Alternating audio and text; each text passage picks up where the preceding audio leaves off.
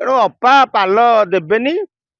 ପାଲ ଦବା ଲାଗି ବର୍ଚଣା ବିଧାୟକଙ୍କୁ ନିର୍ଦ୍ଦେଶ ଦିଆଯାଇଛି। ତେଣୁ ବର୍ଚଣା ବିଧାୟକ ପାଲ କିଣିବା ପାଇଁ ଗୁଜୁରାଟ ଲୋକ ପଠେଇଛନ୍ତି। ଆସିଲେ ତମକୁ ପାଲ ସବୁ ଦିଆଯିବ। ଆଉ ଚୁଡ଼ା ପଞ୍ଜାବରୁ ଆସିବ କଥା ହେଇଛି, ଗୁଡ଼ ଆନ୍ଧ୍ରପ୍ରଦେଶରୁ ଆସିବ। ତାପରେ ଓଡ଼ିଶା ଲୋକ ତମେ ବନ୍ୟା ପ୍ରଭାବିତ ଅଞ୍ଚଳରେ ବଣ୍ଟାଯିବ, ତମେ ଖାଇବ। ସେତେ ଦିନ ପର୍ଯ୍ୟନ୍ତ ନଈ ପାଣି ଢୋକେ ଢୋକେ ପିକି ବଞ୍ଚିତା। ଆଉ ଖାଲି ଅପା ପାଲ ଦିଅ, ଅପା ପାଲ ଦିଅ ହେଲେ କଣ ହବ? ଆଉ ସରକାର କୋଉଠୁ ମୁକାବିଲା କରିବେ? ସରକାରଙ୍କ ପାଖରେ ଚୁଡ଼ା ନାହିଁ, ଗୁଡ଼ ନାହିଁ, ପାଲ ନାହିଁ, କିଛି ନାହିଁ। ସରକାର ସବୁ କେନ୍ଦ୍ର ଜରିଆରେ ମଗେଇଛନ୍ତି।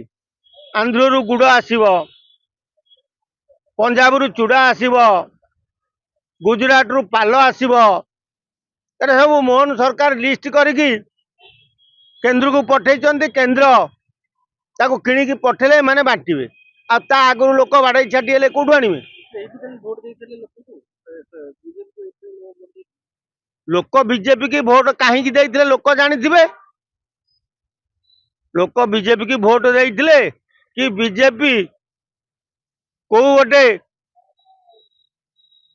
କାରଣବଶତଃ ଜିତିଗଲା, ସେଇଟା କାହା ମୁଣ୍ଡରେ ପଶୁନି। ବିଜେପି କଣ ବିଜେପି ଜିତିଛି? ଆଉ ବିଜେପି କି ପାଣ୍ଡିଆନ ଜିତେଇଛି। ଆଉ ବିଜେପି କଣ ଜିତିଗଲା? ତେଣୁ ଏମାନେ ଏଇନା ଦରକାର କରୁଛି ପାଲ ଆଙ୍କୁ ନ ମାଗି ପାଣ୍ଡିଆନକୁ ମାଗିବା ଦରକାର। ପାଣ୍ଡିଆନ ପାଲ ଦିଅ, ପାଣ୍ଡିଆନ ଗୁଡ଼ ଦିଅ, ଚୁଡ଼ା ଦିଅ, ସେ ଦେବେ। କାହିଁକି ନା ସେ ଅମିତ ଶାହ ସହିତ ଯୋଗାଯୋଗ କରି ସାଙ୍ଗେ ସାଙ୍ଗେ ମଗେଇଦେବେ। ଇଏ ଯେତେ ବାଡ଼େଇ ଛାଟି ହେଲେ ପାରିବେ। ଆରେ ଓଡ଼ିଶାରେ ବନ୍ୟା ହଉ କି ବାତ୍ୟା ହଉ କି ଭୂମିକମ୍ପ ହେଇଯାଉ, ବିଜେପି ସରକାର ଯାଏ କେତେ ଆସେ କେତେ। କେନ୍ଦ୍ର ଯୋଉ ମୁହୂର୍ତ୍ତରେ ଡାକିବ, ଏଠି ଯଦି ବନ୍ୟା ହେଇକିରି ଅଧା ଓଡ଼ିଶା ଭାସି ଯାଇକିରି ସମୁଦ୍ରରେ ପଡ଼ିଯାଏ ବି ଆଙ୍କର ଚିନ୍ତା ନାହିଁ। କାରଣ କେନ୍ଦ୍ର ଡାକିଛି କଣ ଦବ କି ମନ୍ତ୍ରିମଣ୍ଡଳ ଅଦଳ ବଦଳ ହବ କି ମୋହନ ମାଝୀ ବିଦା ହେବେ, ଧର୍ମେନ୍ଦ୍ର ପ୍ରଧାନ ମୁଖ୍ୟମନ୍ତ୍ରୀ ହବ, ସେ ଚିନ୍ତା ସମସ୍ତଙ୍କ ମୁଣ୍ଡକୁ ଗାରିଛି। ତେଣୁ ଆଉ ମୁଣ୍ଡ କାହାର କାମ କରୁନି। ସେ କେନ୍ଦ୍ରକୁ ଦୌଡ଼ିବେନି, ବନ୍ୟା ଦେଖିବେ।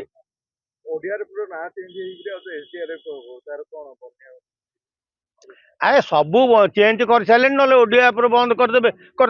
ଆଉ କଣ ସେ କୋଉଟା ରଖିଛନ୍ତି କି? ହକି ପିଲାଙ୍କର ଯେତେବେଳେ ବଦଳେଇ ଦଉଛନ୍ତି ଡ୍ରେସ, ଆଉ ଓଡ୍ରାଫ୍ଟ ବନ୍ଦ କରିଦେଲେ କଣ, ନାଁଟା ବଦଳେଇ ଦେଲେ କଣ ଅସୁବିଧା ହେଇଗଲା? ଏଟା ନବୀନ ପଟ୍ଟନାୟକ କରିଥିଲେ, ତେଣୁ ନାଁଟା ବଦଳେଇବେ। ଆଉ କଣ